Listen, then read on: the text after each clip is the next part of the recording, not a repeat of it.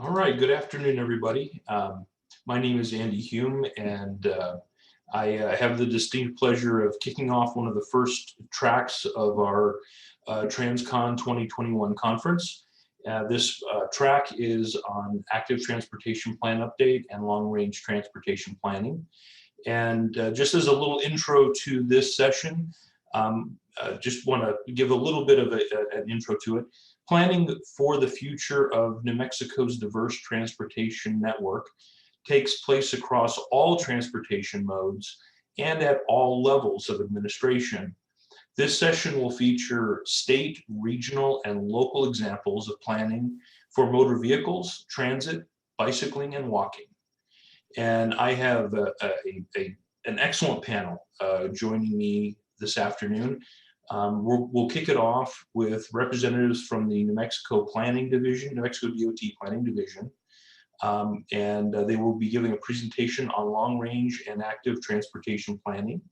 And I will, as I introduce them, I will share my screen here. And I have the privilege of introducing Jessica Griffin, who is the Planning Division Director, and also Shannon Glendenning, who is the Active Programs Team Supervisor. And I will just simply turn it over to them and let them take it away. So Jessica and Shannon, we look forward to hearing your presentation. Thank you. Thanks, Andy.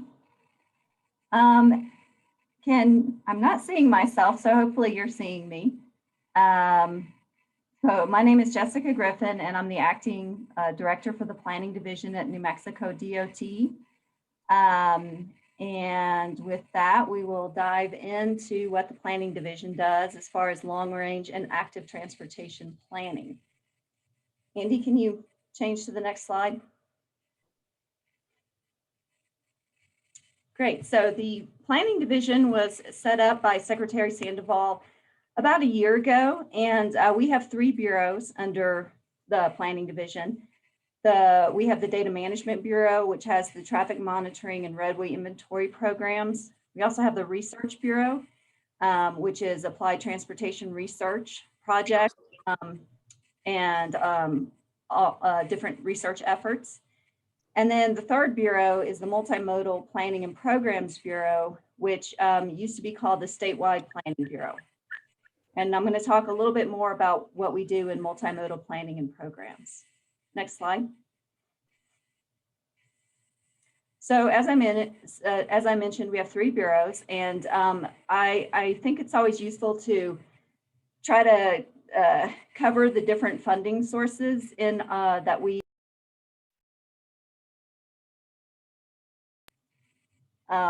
sorry, I think I was just muted, but I think I unmuted myself. Can you guys hear me? Okay, I'm going to assume that you can. Yes. Okay, great. So we have several different funding sources or federal funding programs that we oversee in the Planning Division. The statewide planning research funds, we've got about $6 million a year there that goes for Planning Division operations and different DOT projects. 2,000 of that, or 2 million of that, goes to research, and then 1.8 million goes out to the regional transportation planning organizations and select MPO projects as well. There's also the PL funds that go out to the MPOs each year, and that's about 2 million a year to fund the 5 MPOs around the state. We also have about 300,000 in local technical assistance program. And then we have several active transportation programs, which Shannon is going to talk about more in detail, which includes CMAC, the Rec Trails program, and the Transportation Alternatives program. And then we also have the Highway Safety Improvement program, which is about 22 million a year. And the percentages underneath each program fund is the federal state match split, just for your information. Next slide. So in multimodal planning and programs, we oversee all federal and state transportation planning and reporting requirements for the DOT. This includes the long-range statewide transportation plan, which I'll talk more about in a minute, the freight plans, strategic highway safety plan, regional transportation safety plans, as well as climate change and resiliency. Next slide. So the government to government unit of the Bureau has 3 planning liaisons that oversee the contracts and the programs of the 7 RTPOs and 5 MPOs around the state, as well as the active transportation programs team, which Shannon will talk more about. We also have a technical and freight planning team, which does the travel demand modeling, as well as functional class and freight planning.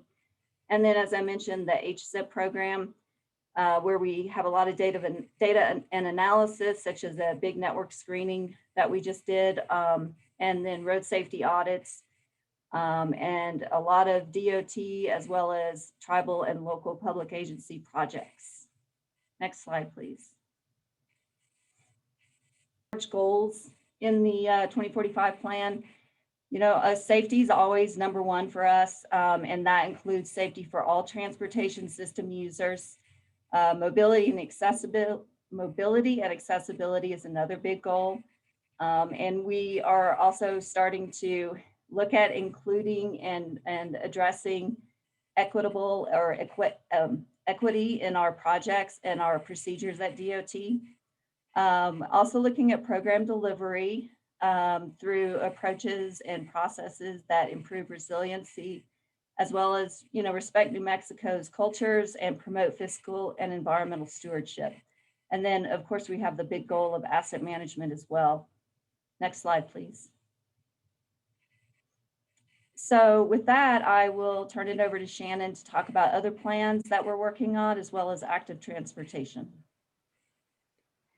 Thanks, Jessica, and my fellow presenters and everyone joining us this afternoon. My name is Shannon Glendinning. I'm the Active Transportation Programs Team Supervisor and Bicycle Pedestrian Equestrian Coordinator at NMDOT, which gives me a very long business card.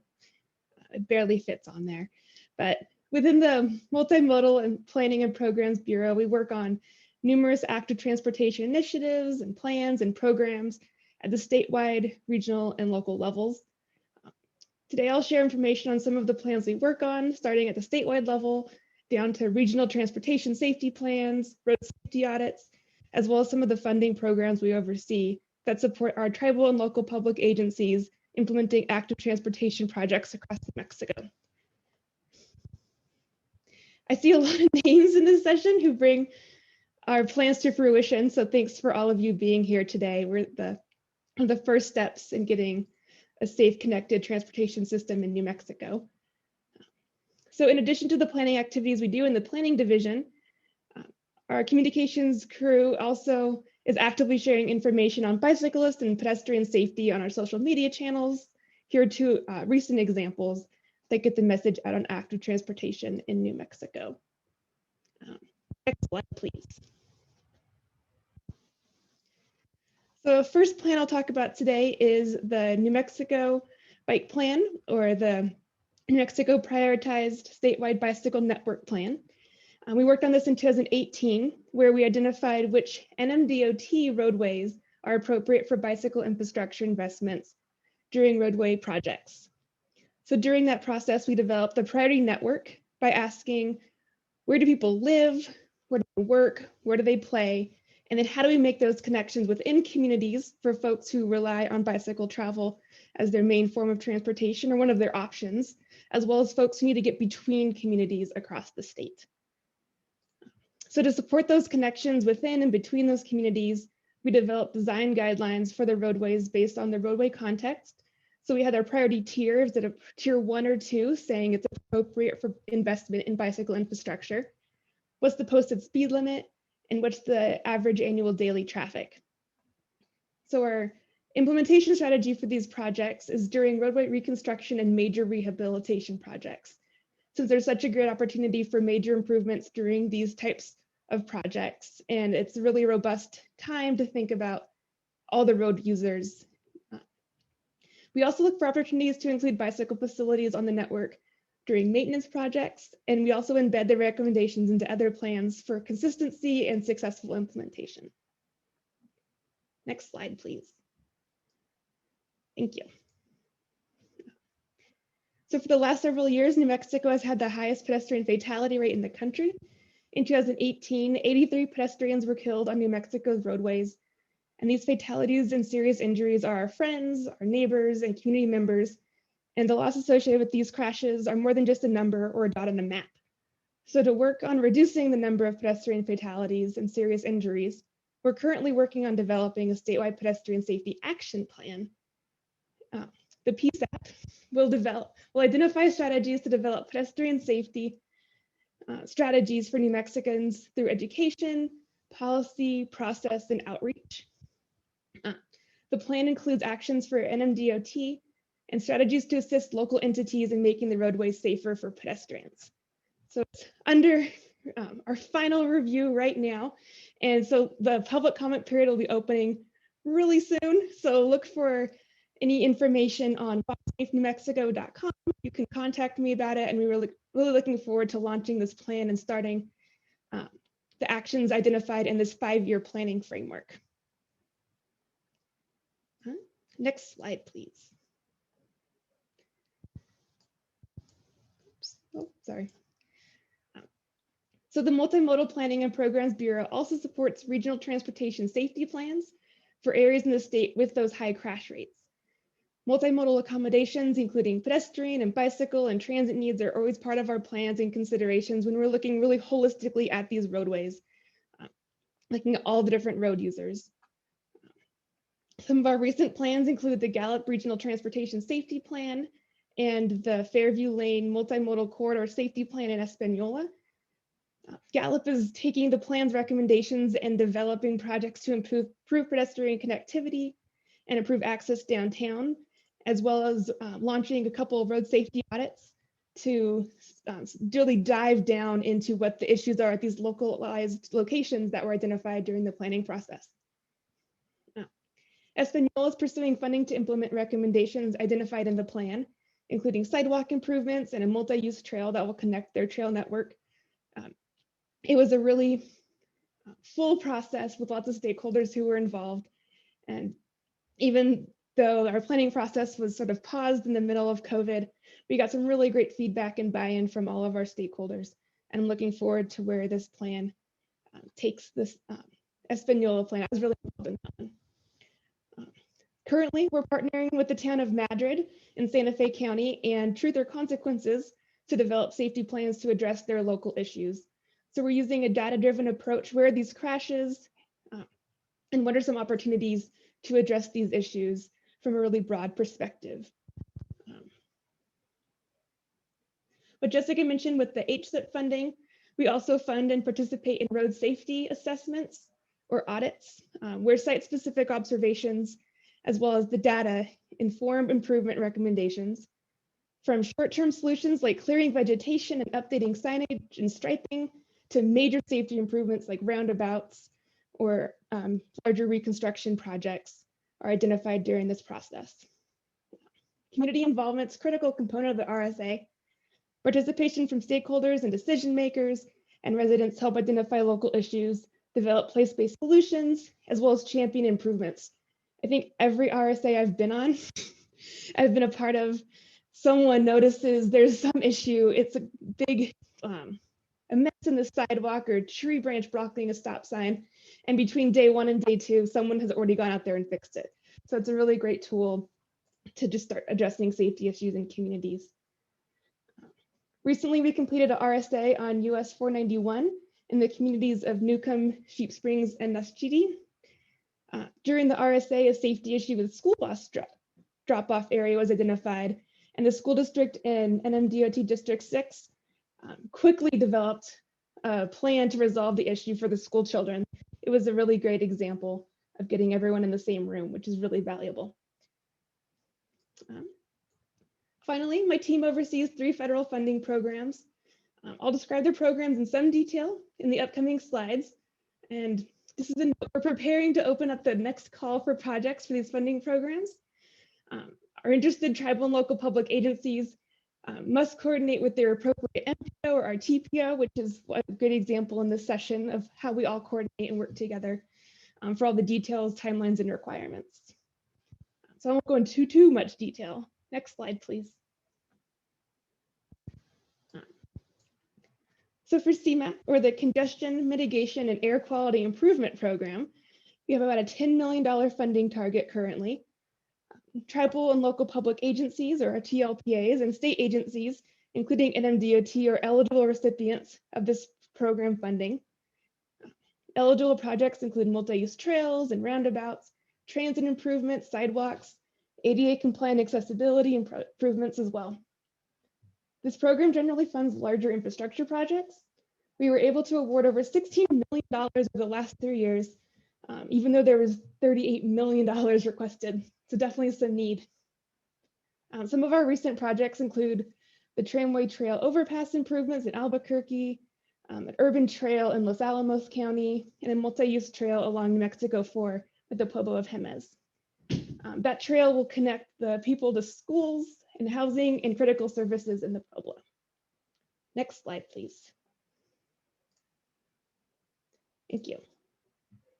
The Transportation Alternatives Program is a popular program with about $4.7 million available annually to TLPAs statewide.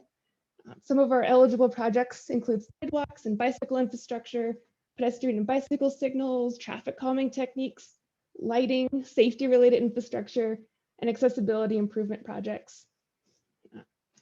In the most recent call for projects, we awarded over $12.3 million in federal funds, while the requested amount was over $28 million. So some of our projects include a multi-use trail in Lovington, the Hondo River Trail improvements in Roswell, and the Safe Routes to School programs in Las Cruces and Santa Fe. Next slide, please. The Recreational Trails Program has an annual funding target of about $1.3 million currently. And the funding is broken down into motorized and non-motorized, as well as diverse trail projects. TLPAs and state and federal land management agencies are eligible recipients, and we were able to award about $3.3 million over the last couple of years, even though we had over $4.8 million requested. Some of our projects we're supporting are the Zuni Mountain Trails projects with McKinley and Cibola counties, the Glade Run Recreation Area with San Juan County, the Great Forester Health Project, the U.S. Forest Service's Espanola Ranger District, and the Gallup Off-Highway Vehicle Park. Next slide, please. So in addition to the funding programs, we also have additional support through our bicycle counter lending program. And we're also starting a pedestrian count pilot project using video units. We'll see how that one goes, and hopefully we can also lend those out around the state once we get a better understanding of the process and the tool. I'm really excited about this project. And the goal is to help our local entities understand how folks are using the roadways and the sidewalks and the trails in their jurisdictions. A department-wide effort was a major update of the Tribal and Local Public Agency Handbook that describes the entire process for the federal aid highway projects led by a TLPA. The handbook contains the critical steps and resources from planning to project development to project closeout, the whole process. Additionally, we host several Federal Highway Administration trainings and workshops on pedestrian and bicycle planning and design for TLPAs around the state. Participation in the workshops provide a kick to several New Mexico communities to initiate safety plans and projects. Next slide, please.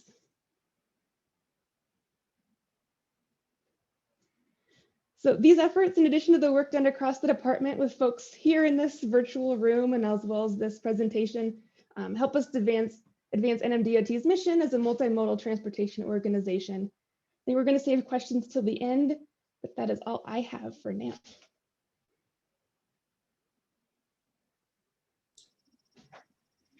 Excellent. Thank you very much, Jessica and Shannon, for that presentation.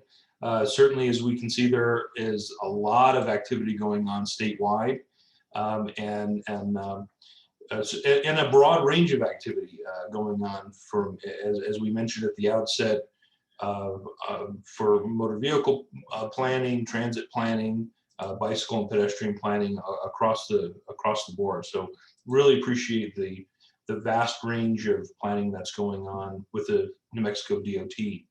So now we're going to change our focus just a little bit from statewide planning down to the regional level. And it's my privilege to introduce at this time Andrew Ray, who is the MPO manager for the Mesilla Valley Metropolitan Planning Organization.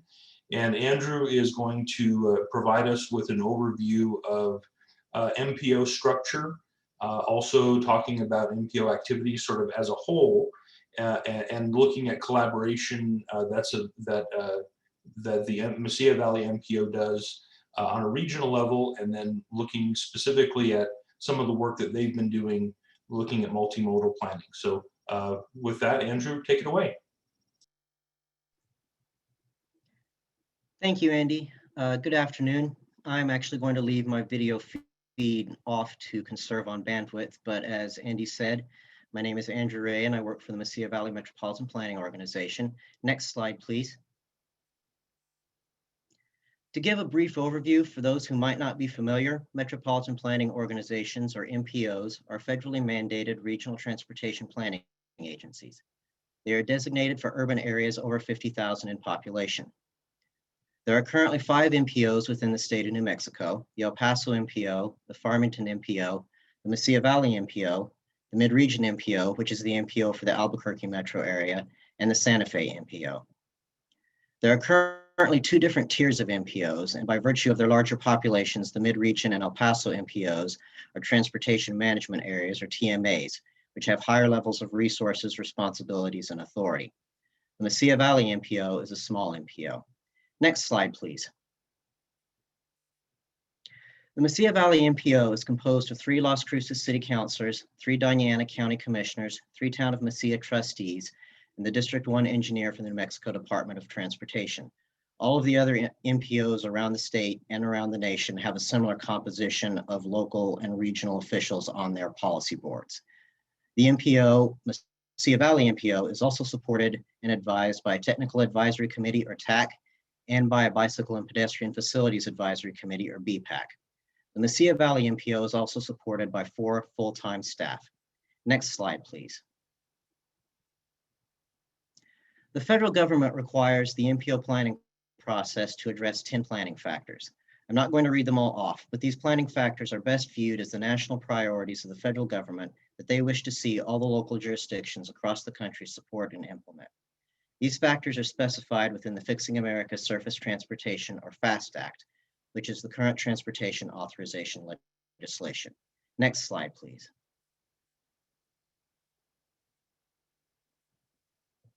Federal regulations lay out 5 core functions for MPOs. The first is establishing a setting for regional transportation planning and decision-making. The next is utilizing data and sound planning practice to evaluate and select transportation improvement alternatives. Third is preparing and maintaining the Metropolitan Transportation Plan, or MTP. Fourth is developing the Transportation Improvement Program, or TIP. And lastly, involving the public in the accomplishment of the other core functions. Next slide, please.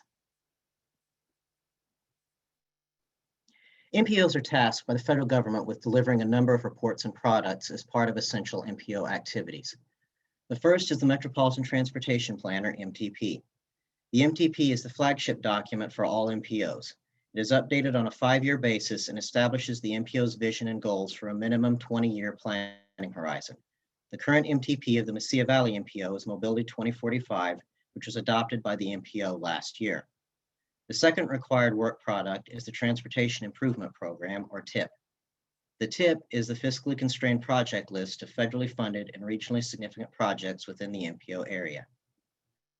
Fiscal constraint means that in order to be included in the TIP, the funding necessary to complete the project must be expected to be available in the appropriate program year. In New Mexico, the TIP contains 4 programmed years and 2 informational years, which are not required to be fiscally constrained. The TIP is updated quarterly with an open call for projects every 2 years. While it may not be the flagship document of the MPO, the TIP is by far the most active of all the MPO documents. The next required MPO work product is the Unified Planning Work Program, or UPWP. UPWP is the project task list that MPO staff will undertake in the specified time period. UPWP also contains the MPO operational budget. In the state of New Mexico, the UPWP is required to be adopted every 2 years. The Public Participation Plan is a document that lists all the public engagement requirements and methods that MPO staff will utilize in the course of MPO operations. It is reviewed and updated every 5 years. The intention is that the Public Participation Plan will be reviewed and adopted at the start of every MTP process. The Title VI Plan commits the MPO to compliance with Title VI and lays out the process to correct any Title VI violations that may be committed by the MPO. The Title VI Plan is updated every 3 years. The annual listing of obligated projects relates directly to the TIP and lists all the projects that receive their federal funding within the stated federal fiscal year. If a project is viewed on a continuum, it begins the MPO process when it is included on the TIP and leaves the MPO process when it's obligated and included on the annual listing of obligated projects. At this point, the project is ready for implementation. And lastly, the Annual Performance and Expenditure Report, or APER, is the annual report of MPO operational expenses. Next slide, please. Here on this slide is just an example of one of Mesilla Valley MPO's work products. This is the functional classification map that was included in the adoption of Mobility 2045. This map shows all the roads within the MPO that are function classified and thus eligible for federal aid. The functional classification map is one of the most frequently utilized MPO documents by our member jurisdictions and by the public at large. Next slide, please. It's interesting to note that while involving the public in the planning process is a core function of an MPO, in many ways the public itself is not the direct consumer of MPO activities. The primary customers of an MPO are the member jurisdictions of that MPO. MPOs operate at one step removed from the public, and this can be seen in a large degree in the MTP adoption process and the jurisdictional focus that the MTP ultimately has. It can also be seen very clearly in the TIP. Jurisdictions which own transportation infrastructure are the only entities that are able to directly engage with the TIP. This operation at a slight distance from the public is especially true in the case of small MPOs such as Mesilla Valley. TMAs such as Mid-Region and El Paso MPO receive programmable funds directly from the federal government, which small MPOs do not.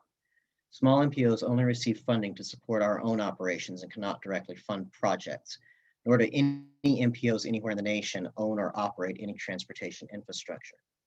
So while it's essential that an MPO and the public engage with each other, the local MPO member jurisdictions as system owners and operators are the agencies that ultimately can engage most directly and effectively with the public, and it's incumbent on the MPO member jurisdictions to work for their residents in the MPO sphere.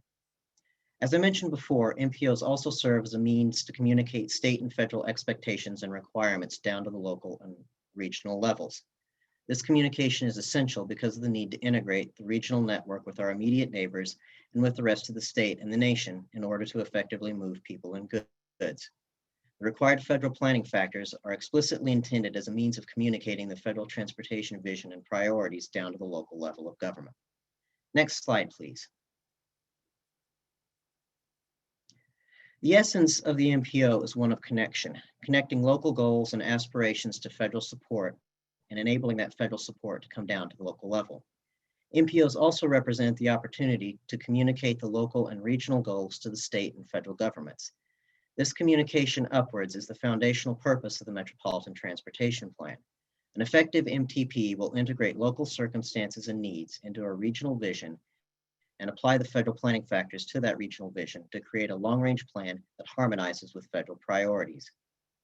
Additionally, the MPO ensures that all modes are safely included and served by the transportation network, and that non-motorized modes and public transit are included in the planning and implementation processes.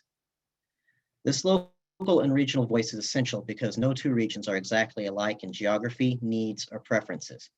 Many local jurisdictions would be unable to attain their vision without federal assistance. The MPO connection allows the federal assistance which can help bring the regional aspirations into reality. This is why the public participation in the MPO process is essential. The public must participate in the development of the local and regional vision, or that vision will be inaccurate at best and possibly have disastrous consequences at worst. Next slide, please. MPOs must not only work to ensure an effective transportation network on an interregional level, but it must also ensure the viability of the transportation network within the region. Significant regional activity centers need to be adequately served by the transportation network to provide people with access to jobs, goods, and services. Establishing the vision of an integrated multimodal network is the primary purpose of the MPO.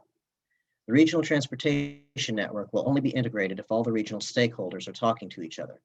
The MPO is not doing its job if all the member jurisdictions are doing their planning in isolation. The MPO needs to be in constant communication with its member entities to create a free flow of information. I also want to mention here an important point regarding NMDOT.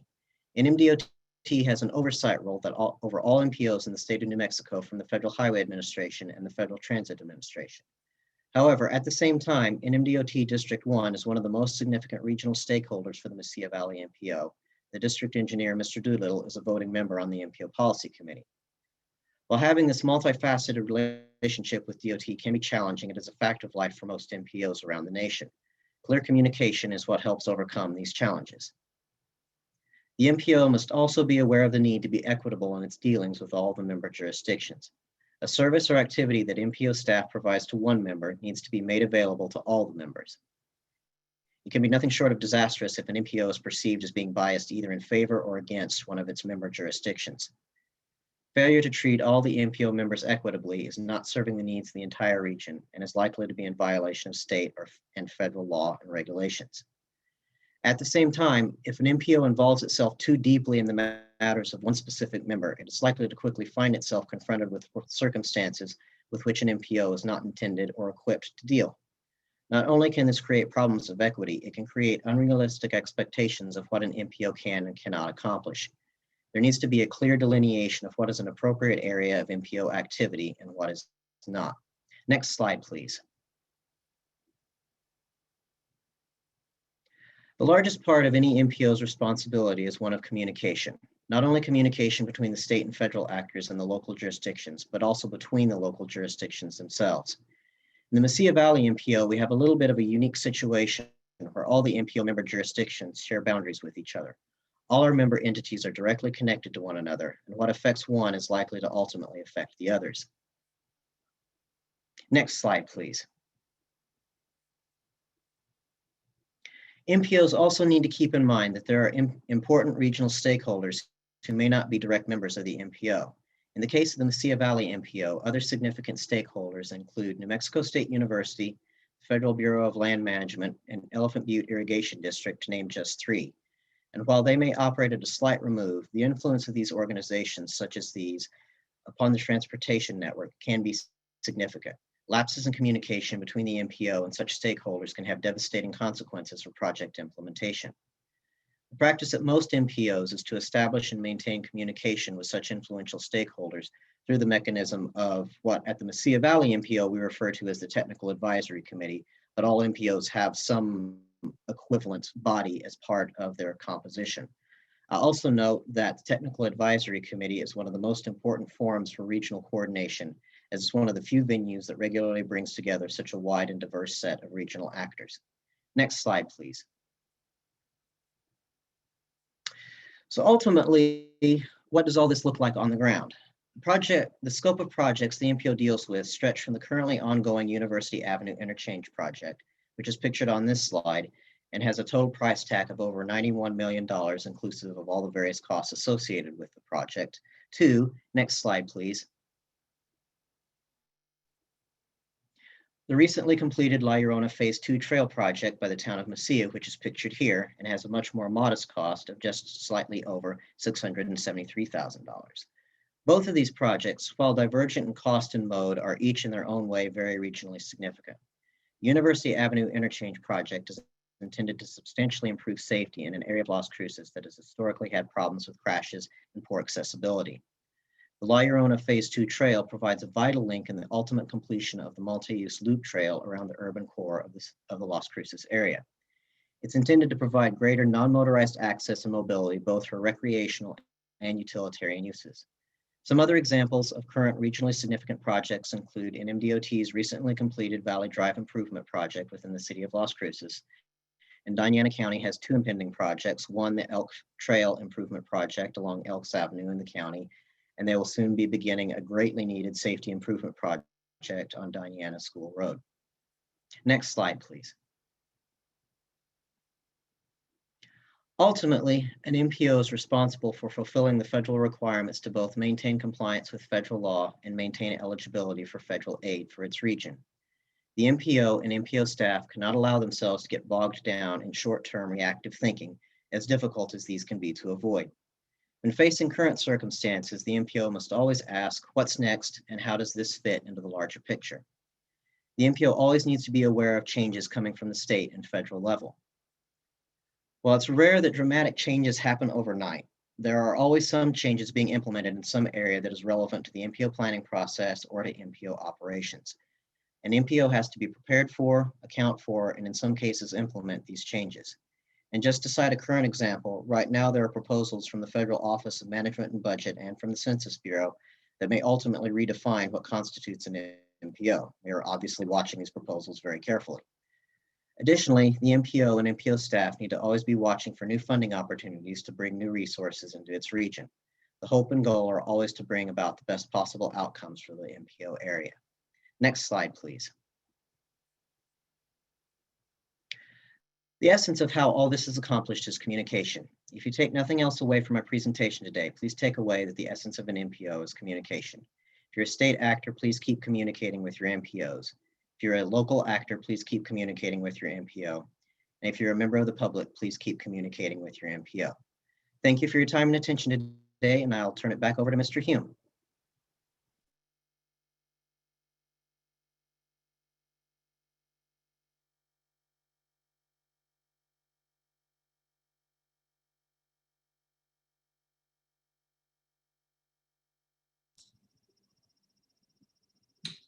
There we go. Okay. Thank you very much, Andrew Ray. I appreciate that. Excellent presentation. Going to stop sharing here. Very much appreciated and a very interesting look. So we started at the state level and we went down to a regional level. And when we talk about region, we're talking about essentially Central Doñana County as the region that we're looking at here for the Mesilla Valley MPO. And now we're going to look even at a we'll say a more narrower region, which is the city of Las Cruces. And we are privileged to have with us Srijana Basnet, who is senior planner with the city of Las Cruces and who is lead on a planning project called Elevate Las Cruces.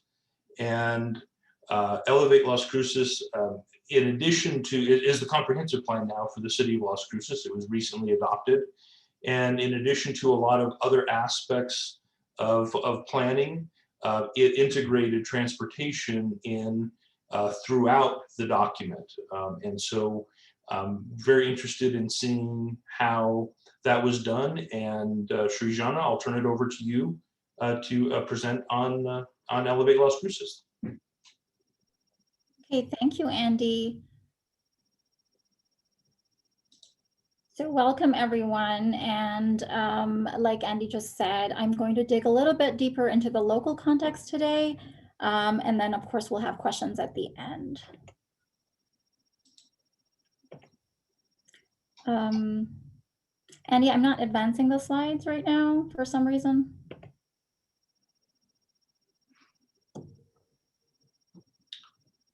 You should have control. Oh wait, am I? Yeah, no, am I still sharing my screen? No, you're not sharing your screen, but my slides are not advancing.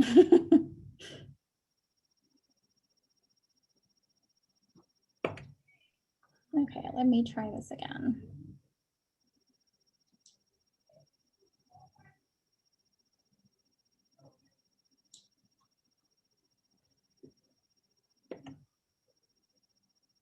Nope. Okay, I'm gonna ask you, Andy, to do what you did for everyone else, basically. Okay, not a problem. I can do that. Okay. Sorry about that, people. So while we're waiting on Andy, let me just stop sharing, and then I'll just talk a little bit about our two plans that I'm gonna introduce today. The active transportation plan for Las Cruces, which some of you might be somewhat familiar with, because we did run through the planning process a couple of years ago. And I did kind of go over some of the salient points during a prior TransCon presentation. But after that, we went ahead and actually completed the plan. So next slide, please.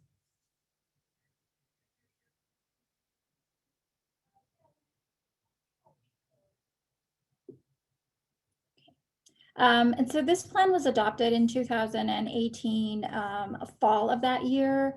And what it is it's just specifically a plan for biking and walking. And the need for that was kind of established because we tend to do a lot of motor vehicle planning. I mean, when we say transportation, we think about roads for, cars. And so we also have a transit plan, long range as well as short range, but there was this gap. And we just felt it was time to really prioritize this user group and start creating some policies and some standards to really have a more equitable transportation planning approach for the city. Next slide, please. Okay, so for any plan that we want to not just introduce an idea, but we want actual buy-in from stakeholders, and we just try to make sure that everyone who is impacted by this, as well as who's going to be using this, is really going to think that this plan works for them.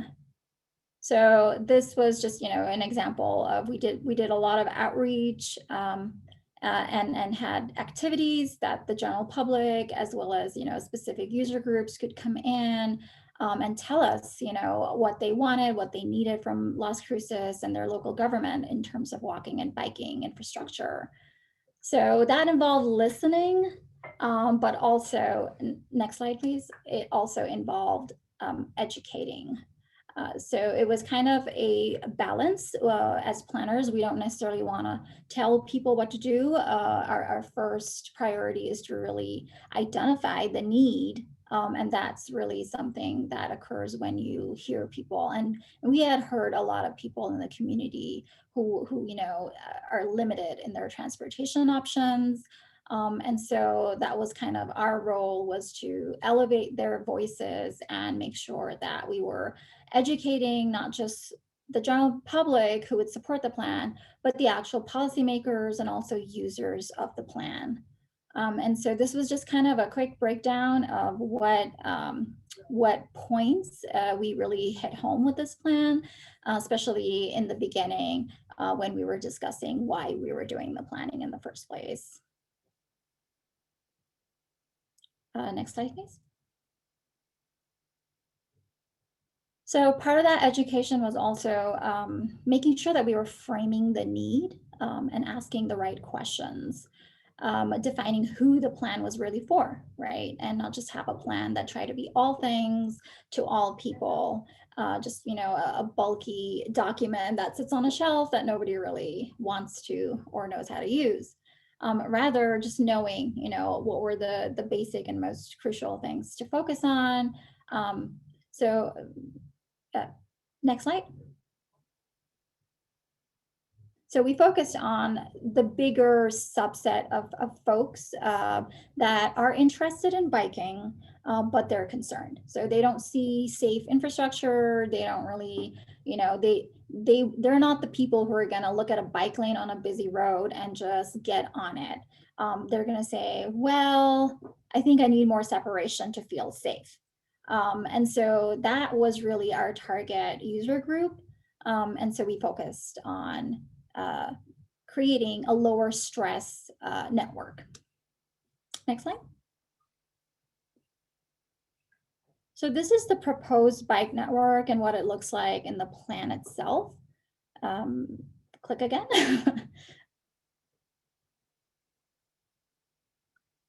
Yeah, and keep going.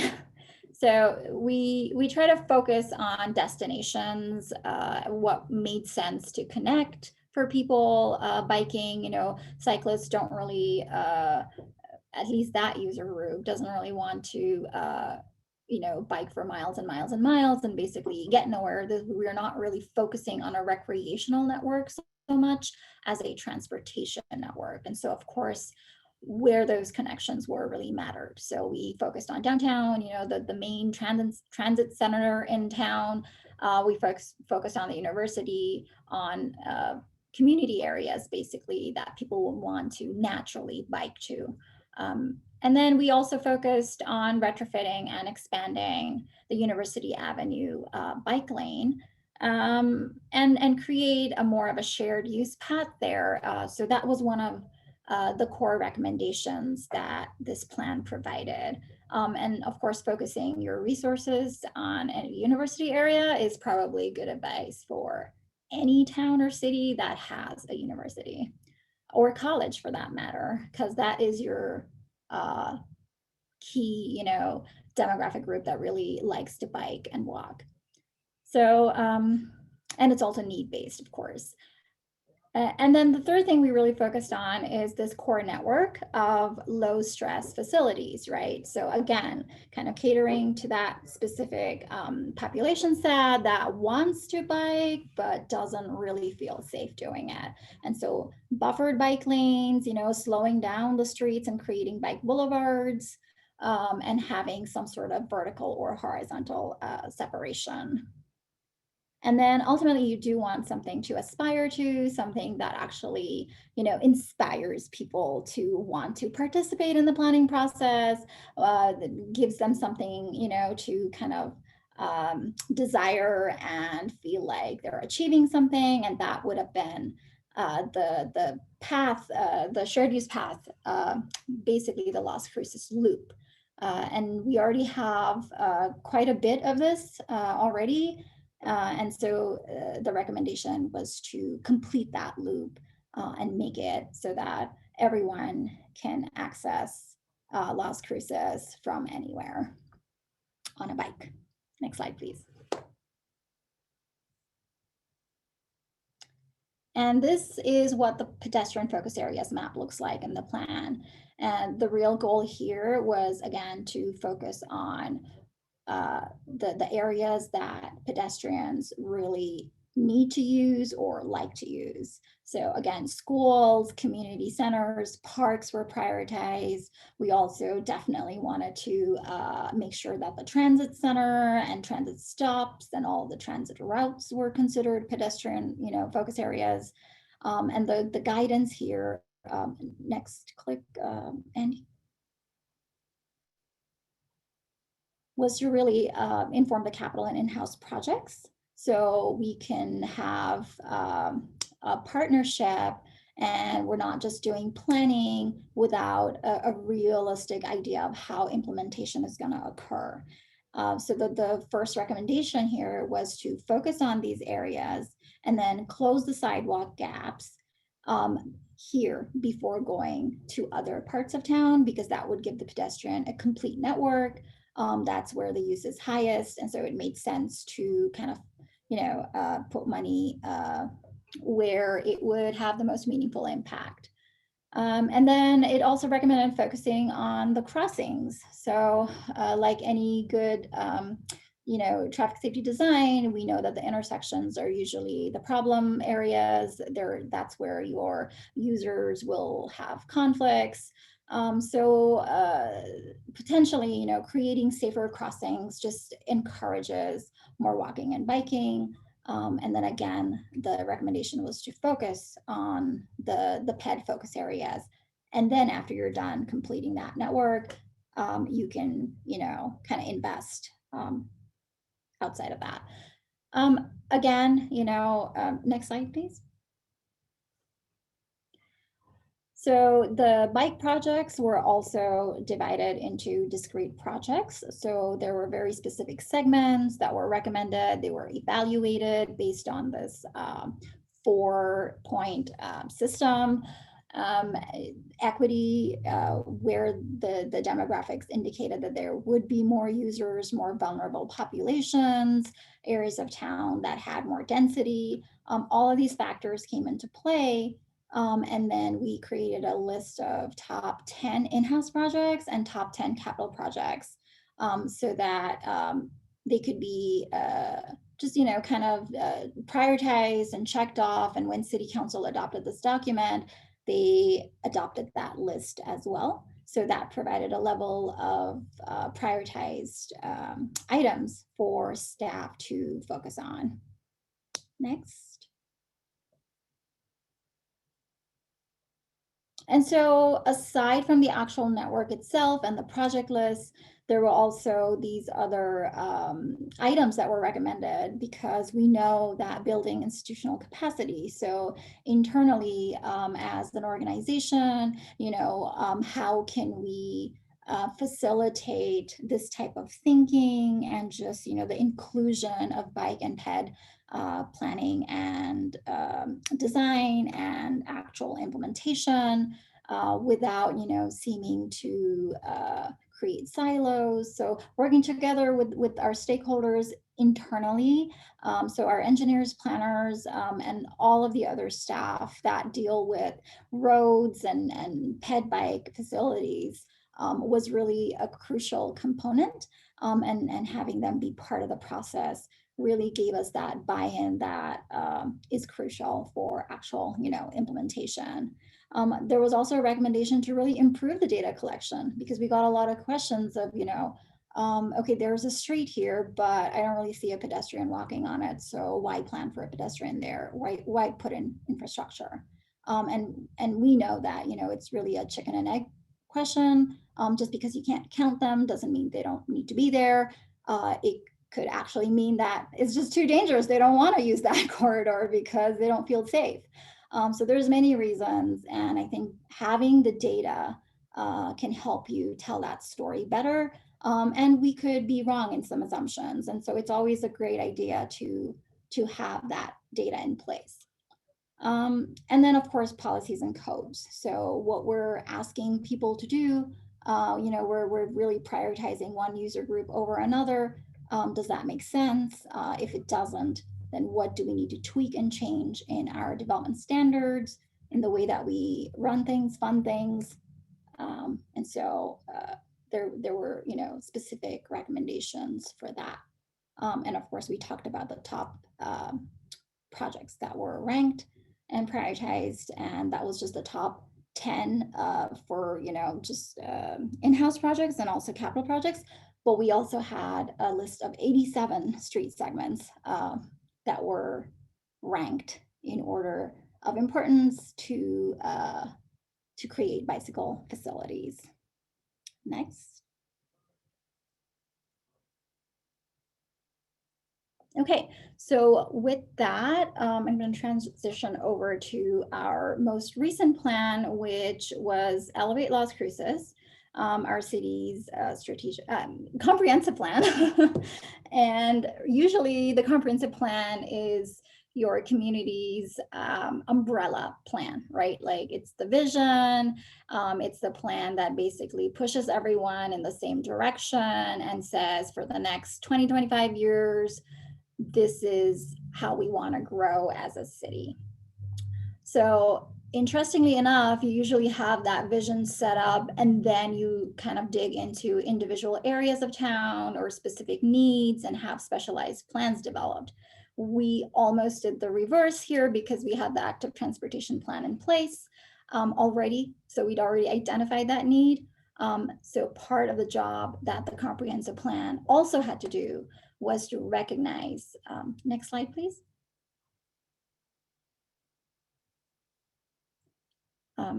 And go ahead and click again, Andy, was to really recognize that, there was a lot of new policies that were already adopted by our policymakers, and we needed to make sure that they all tied together in this new vision for Las Cruces. So this is just an outline of what we expected. Our consultants, we worked with Tool Design on the active transportation plan, and then we worked with Half Associates and a whole bunch of other sub-consultants on that plan. And our ask during even the project scoping effort were these things. So we knew that we needed a sustainable growth management program. We knew that we wanted to think holistically and not just have planning end up in a plan that, again, doesn't really get used and applies to everything we do as a city. We wanted to do some actual scenario modeling. If we grow here, what does that do to our resources? If we grow, over there, like what does that do? So we wanted to have a visual and a quantitative way of doing planning because a lot of it is subjective, and I think that was just something that we hadn't really done in the past so much. Fiscal impact analysis, that was another new thing that we introduced because we needed to talk about, how we're growing, but also how it impacts the bottom line. And so it was not enough to just have like an overall, economic development approach. We needed to be fiscally smart. What is it going to cost the municipality to pay for maintenance of that particular roadway, the way it's designed, where it's located, et cetera. And so that analysis really drove home to our not just our technical staff, but really our policymakers too, and our citizens, our community, what it meant to put money here in this way as opposed to putting it elsewhere. Public outreach and engagement. So that was crucial for us. We needed to make sure that every Las Crucean had an opportunity to have their voice heard, to be part of this planning effort. This is something that was going to determine the course of our future. And we needed to make sure that we were doing everything we could with the resources that we were given to really reach out to people and hear them. Next slide.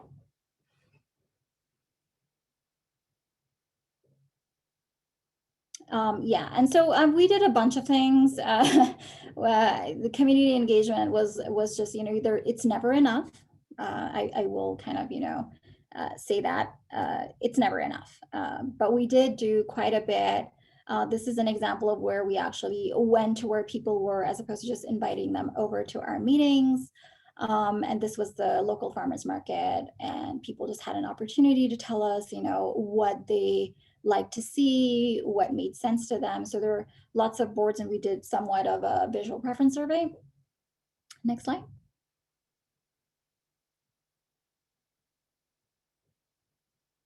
And of course, we had an actual advisory committee and 3 subcommittees to guide and advise us during the process because it's such a huge plan. We knew we needed to do it in manageable pieces so that it was digestible and understandable, and we could have real meaningful debate on issues. So we had all of these advisory committees, but we also had meetings for our what we called our community builders. So people in the community who either would be the ones to really use the plan, such as developers or builders, but also people who normally don't really have a voice in this process. So we invited people from the public health sector, from housing, just a whole kaleidoscope of folks in the community who just came together, different occasions. We didn't have just one way to communicate with them or ask them what they wanted. So we tried to just, do surveys and spread out both the education piece, but also really trying to get input from the community itself. Next. And this was just some of the ways that we did that outreach. So how did we get them to the table? We did some of the standard things that cities do, typical, just news releases, made sure we had a project website with information there. But we also did a few extra things. We made sure that every single household in Las Cruces received notices of public events for the comprehensive plan. We, did announcements. We even did a movie ad. Yeah, we put in a lot of effort just because you don't really often do a comprehensive plan. And so just, making sure that we weren't missing a piece of that puzzle. Next.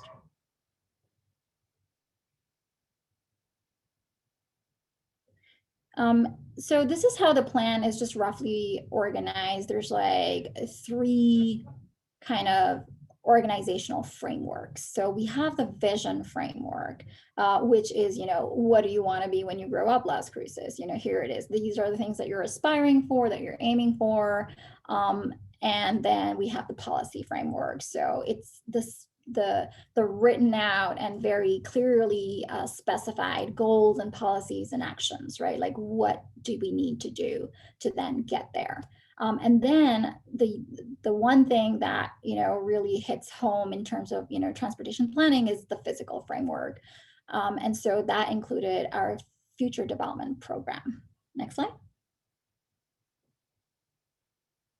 So this is just, all of the vision components. You need to know what you're working towards, right? And this is not a dream that, we're saying is going to happen tomorrow. We're saying this is going to happen like 25 years in the future, but we need to start working now to make sure that each of these components gets realized. Next. And then we had the policy framework with the 3 themes, right? So we have livability, prosperity, and environment. And basically all the golden policies would just fall under one of these themes. The reason why it was just 3 themes is because there's so much overlap. We know that housing affects transportation, transportation affects livability, walking and biking could very well fall under community environment. You're reducing greenhouse gas emissions. It could fall under community prosperity. We know the cyclists, spend this dollar amount every time they get on a bike. We know that, people look to relocate in communities that have great bike and walking and transit infrastructure. So that's part of the prosperity. We can look at bicycling and say it's definitely a community livability goal or action. So there's a lot of overlap, and we try to keep the themes general enough that, it doesn't matter how really it's organized, as long as you're doing the actions to achieve that goal. Next. And then we kind of broke down the future development program into these 2 key elements. So the development map and programming with place types and development strategies, which I'll talk about a little bit. And then we have the future transportation piece, which, again, has a map and these context zones that were identified. Next. So this is the development map, the future development map. And I know it's a little bit hard to see because Las Cruces is a little bit, spread out with the airport on one side. But as you can see, it's kind of these bigger categories. So it's not really broken down into residential versus commercial versus industrial necessarily. There are some special areas. But if you glance at the legend, really what's happening is there's a rural place type, there's a suburban place type, and there's an urban place type, just generally, broadly speaking. And the reason why we're defining place types as opposed to these land uses is because that's how people live, right? Like, you want to live in a place. You don't really want to live in a land use. So you might be in a residential area and that's where your home is, but you still want the ability to go out and get, a coffee, or stop by on your way, back home, take your dog to the park, go shopping. And if you're in an urban area, you want more of these activities grouped together closer, more conveniently. If you're kind of out in the rural areas, you probably want access to it, but it doesn't have to be next door. So it's about how the place evolves and develops around you. Next.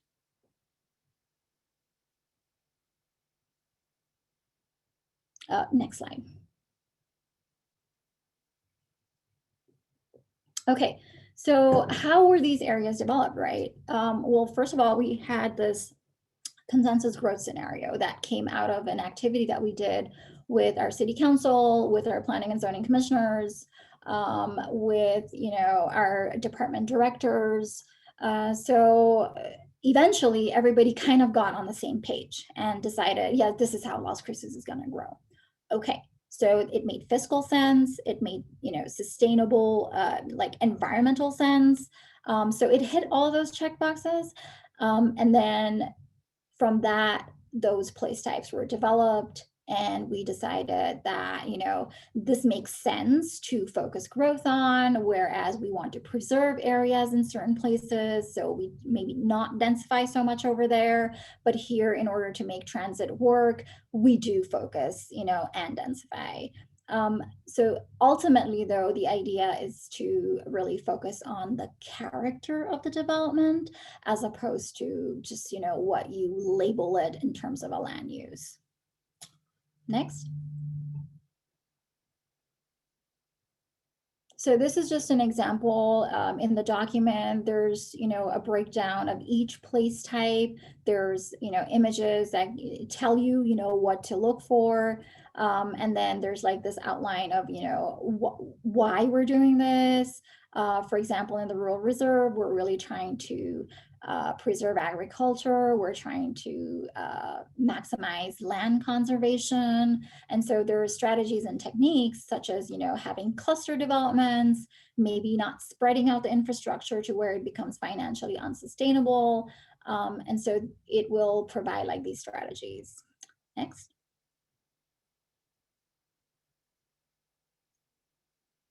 Okay, and then this is one of the other maps in the future development program. It's the place type overlay.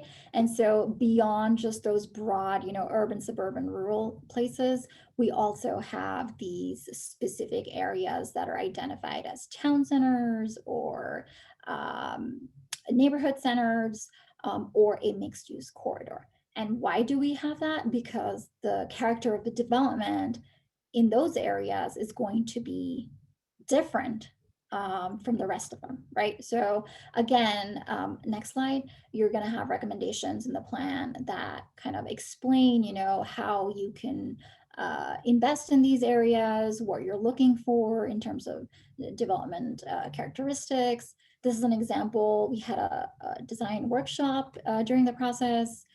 Dover Cole came down and did well, they did several examples, and this is one of them of our mall, Mesilla Valley Mall, and it's showing the one potential evolution, right? Like from picture A through picture B, where you're kind of filling in those empty parking lots, and then ultimately, you could actually get to picture C, which is this idea of a compact, walkable town center in itself. Next.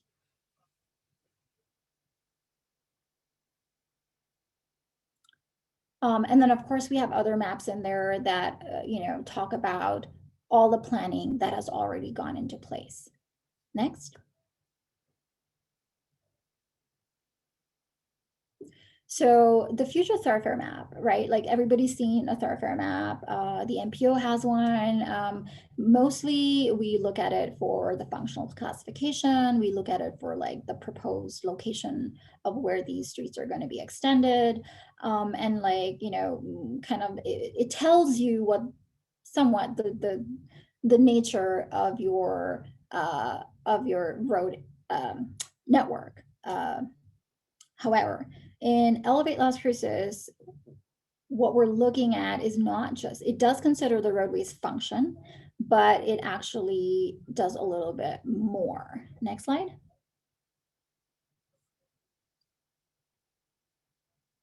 So in addition to, location and function, it again looks at character. So what kind of street is it? Who is it for? Who are the users, right?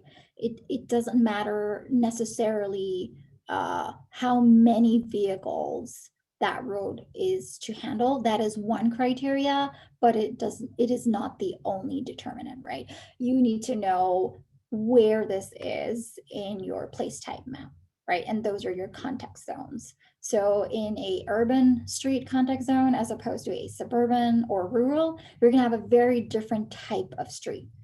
You're probably gonna have more pedestrians, you're probably gonna have more cyclists, you're probably gonna have a lot more people using transit because you have those densities to support it. You have those destinations to support it, right? So looking at streets like they have their own character is very important. Next. And so there's some examples in the thoroughfare program of how or what streets in certain character zones should look like. So this is an example of an urban street section where look at how much frontage zone and the pedestrian area in the roadside is allocated to the street, right? We've basically equalized almost all of these user groups. Next.